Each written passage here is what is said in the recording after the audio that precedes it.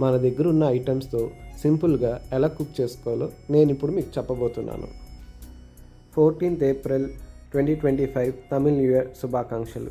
ఈరోజు నేను కుక్ చేస్తున్న ఫుడ్ బెండకాయ ఫ్రై ఇంకా పప్పుచారు. ముందుగా చింతపండు రసం, అందులో ఉడికించిన పప్పు, ఉప్పు కారం వేసుకొని మరిగించుకొని వేరే పక్క కళాయిలో కొంచెం ఆయిల్, జీలకర్ర, ఎండుమిర్చి, వెల్లుల్లిపాయ వేసుకొని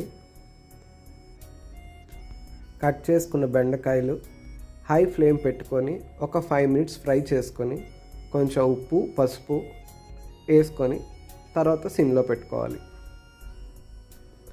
ఇప్పుడు పప్పుచారులోకి ఒక పచ్చిమిరపకాయ, కొంచెం కరివేపాకు, కొంచెం వెల్లుల్లిపాయలు, జీలకర్ర, ఆవాలు వేసుకొని పోపు వేసుకోవాలి.